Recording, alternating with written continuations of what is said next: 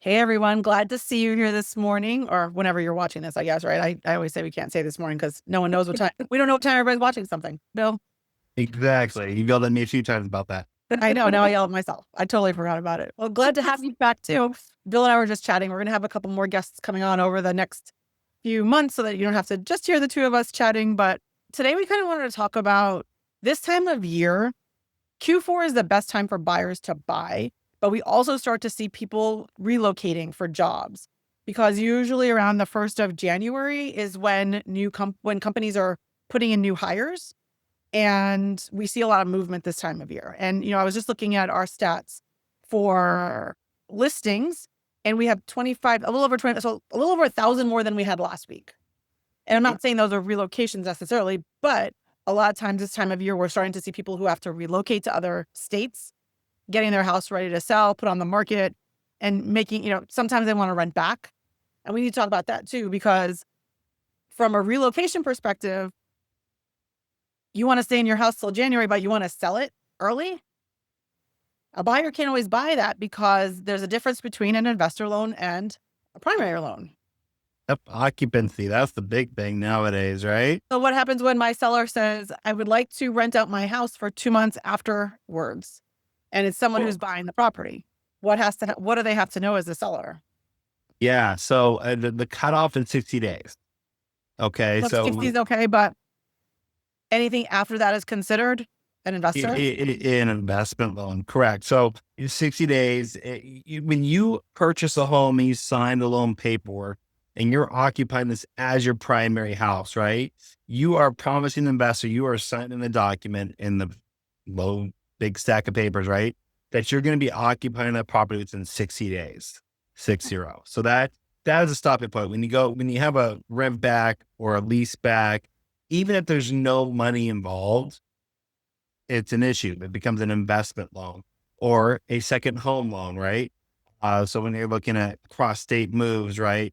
A lot of the time you can, if you're able to afford both homes at the same time, not be contingent, that could be a second home, right? Which could allow you to do the longer lease back. But yes, it's an investment property at that point. I had a client that very similar. The people they were building the sellers were building a new build. They just didn't know when the final date was that they would be moving, right? And this client is very nice and understands. It was like, look, I don't need to move in until December. So they got a longer lease back, but it could be 30 days. They could use the full 120. But because of that, we had to do it as an investment loan. Luckily, this client had a large chunk of money that they were putting down. It was I don't know, 900,000. They're putting 400K down. So the investment property interest rates are basically identical to primary at that Gotcha. because they were putting so much down. So Right. that kind of didn't make a big difference. But you're talking about people putting like 5% or 10% Or an FHA loan or a VA or loan. exactly can be a big impact. So Hmm. it's about being strategic about that. And I get people have their timeline of when they can or cannot move, but the biggest hot topic button with the CFPB and all the investors out there is occupancy. Do Right. not mess with occupancy. This is what Right. we're basically told, and you shouldn't be messing with occupancy, but I'm to the point where they will do audits. They'll do knock audits on Yeah. day 65. And if they knock and it's your renter or the person's like, oh, it's my landlord's house, they can call the mortgage due in full right then if they wanted to. Yes. I think these investors with with the great opportunity with rates going in the right direction are going to lose a lot of money with refinances over the next couple of years. They're going to really hold people accountable to what they're signing, especially when it comes to occupancy. And that is important piece. And people need to understand that when they're putting those deals together is Yeah. what I always say. And on our side, the seller has to understand, and buyer, if it's more than 30 days, you're an actual tenant. It's not a lease back necessarily. As far as up to 29 days, you don't have tenant rights. It's not the same landlord tenant act. It's very, very different. But after that, that person becomes your tenant and you are a landlord. And Yep. so there's a different contract. You can't just do a lease back. You have to do an actual lease agreement. The lease back agreement's a couple pages. It's very, very informal almost, Mhm. where the leasing contract is very, very strong and it's very robust. And, there could be an eviction process. I mean, it gets a little bit more complicated. So from our perspective, anything longer than 29 days, we have to do a full on lease. And because a lot of us aren't like property managers or anything, we have to step out of the deal. And so if there's something that comes up when that person moves out, as the real estate agent, the deal for us, the deal is done once it closes. We can't act like property managers in any way or do anything that makes someone assume we could be in a property management role if that's not what we're set up for with our companies. So we have to be very cautious that we don't do anything that looks like a property manager, which means what happens when someone moves out and there's a hole in the wall or some damage was done while they were doing it. So that becomes a little complicated too. Most of the time, they're very easy, super simple, no big deal. But the times when they are not fun. So it's a lot.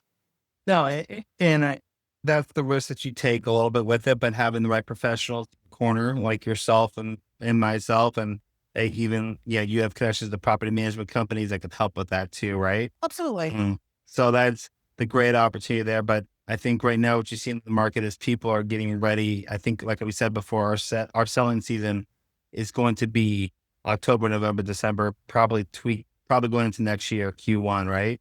So I think you saw that jump on the market of about 1,000 or so. Yes. I think that's preparing for that. Oh, because yeah, for sure. like we already hit, the rates are trending the right way. People are Yep. able to buy more, or their payments able to come back down a couple $100 to have it make more sense. Absolutely. Really Yeah, because excited for people, this. if people are out and buying as a seller, you want to get your house ready to be out so people can see it. And the other thing to think about too is I get a lot of, well, I'll just do a furnished rental if I have to move out. That's okay, but understand we're heading into our peak season for furnished rentals right now too. Pardon me. So if you find a property, you may be paying $3,000, $4,000, $5,000, $6,000 a month for that property. So you gotta pay attention. I had a poor client one time who moved here, and we had appraisal issues with the property. They ended up having to stay in a hotel. It cost them $5,000 a month to stay in that hotel. That was a hotel. So it's not super simple to just rent a furnished rental here during our peak seasons because they're usually not available. I know mine are always rented the year prior, typically. And it's just another logistical point. Again, having someone in your corner who knows all those things is super important, right? Because if you're working with someone who doesn't know that and that's your plan, you may be living with that agent. Yeah. Until you get through. I hope you like each other because you may be staying at their house. Well, I mean, there's things we do for our clients, right? Like I know we've had some interesting. I had a wedding in my backyard one time, so Got to do what you got to do. love our clients. Yep. But I also made them get married during the deal, so there was that. I kind of felt obligated. Oh, gotcha. Yeah. But anyway, it was fun. So yeah, so important to note, doing a leaseback can potentially come with some challenges. Making sure we're doing the right things as far as the loan goes and not getting it called due. Understanding the lease versus lease back, which are important.